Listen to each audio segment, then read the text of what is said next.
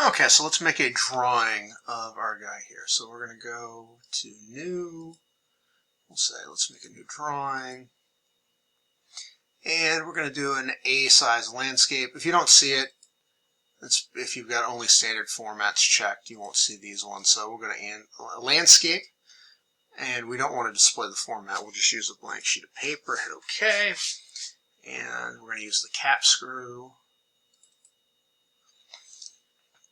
Reference configuration, we'll put it at the default. And then we'll pick the head of the screw. And then we'll check off our side. You can see there's our screw with our cosmetic threads. Those are the only two views we need. We'll say we're done there. And so now we want to bring the design table in. We need to click on one of these views, go to design table, and you will see it right here. Now the thing is, if you do not click on that, you're not going to see it. It's kind of weird there. So click on it so it knows where it's pulling it from, and go to design table. And there we go. It kind of drops it over there. So we will just drag it into place here.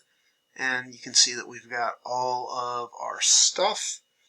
And it's a little too big right now, so let's bring it up here. Oh, and that changes that. We don't want to do that. I forgot it squeezes it when you push down on it. Okay, so we can play around with this just like we do Excel. So let's pick... Oh, wait a second. And so I double-clicked on it, and it brought up actual Excel itself. And so we can sit there and we can play around with it. If we highlight these upper two here, we can center them in place there. And we can kind of just make the table a little bit prettier. So we'll just center all of that stuff. I don't want to center that. I want to keep that down. I want to keep that centered. Let's go to these guys, and we're going to make them all consistent on the decimals. Let's just take them to 3. We got these little triple things here, so that means that we can't see it. Now, of course, it opened up Excel. There we go. Opened up Excel, but then it didn't allow me to finish what I was doing. So let's try to go back into Excel. There we go.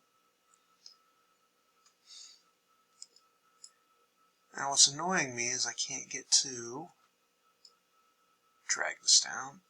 I was trying to get up here because I want to double click all these guys to auto format the width of the columns. So we've got the orientation there. Okay, so the next thing, these things are going to be nothing on a table, so we want to change how we have them. And so I am going to say that I want it rotated up. Actually, let's rotate text up. There we go. So now this is all sideways. We rotated it up. That's right, because this, then you can rotate it down. Forgot about that. So let's rotate it up. Okay, so now we also want to wrap the text because we got some weird stuff going on there. But now we want to change the name of all of these things here. As well, D1 sketch, what is that? Well, that's going to be the diameter. And we can always look back on the window to see what it was. And so I'm going to make it long. I don't want the diameter to be on 2 lines. This will represent our length. The next dimension will be head diameter.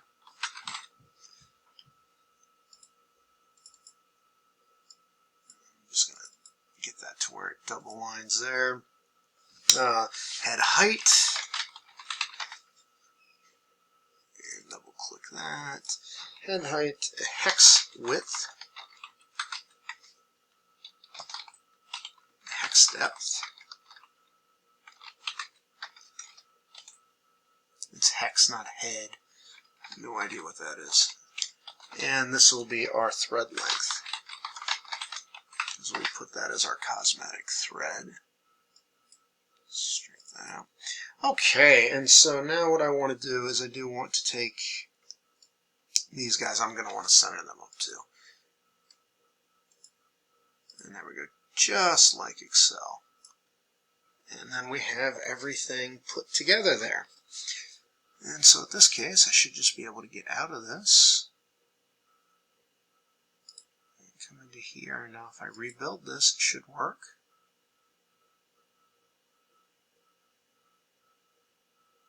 There we go. I was worried there for a second that it wasn't going to work out the way it should be. So now that we have all of this guy here, we can start playing around a little bit more with how it looks. And so that's just playing around a little bit with what you can do with the design table. So we don't have any of this in the homework, so I'm going to just take that out, because just one other thing to do is, so we've shown the default configuration in here. Let's move, oh, I grabbed the main one here. Let's move this one out of the way for a second.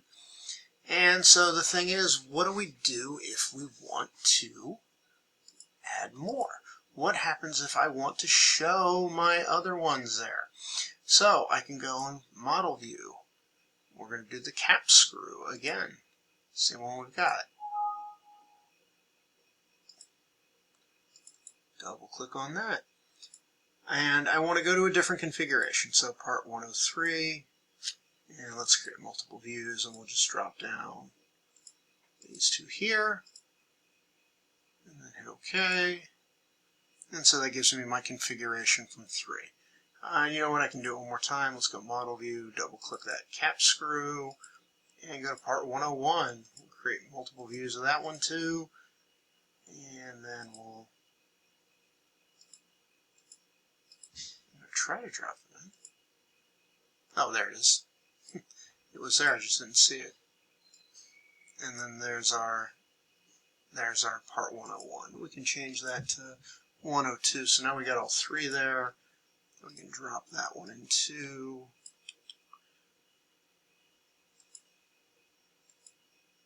Change that view to whatever we want. And then we can bring in a new view. We don't want to go to project view, but that's something else. And I just hit it again. We go model view. So I mean, we can bring in different versions of the same part and play around with it, put it on the same drawing. In fact, one of your homework problems will do that, so that'll be a handy thing to know. Okay, so that's it. So for the cap screw, really all you need to turn in is the model. The drawing stuff was just showing you a couple little extra things there.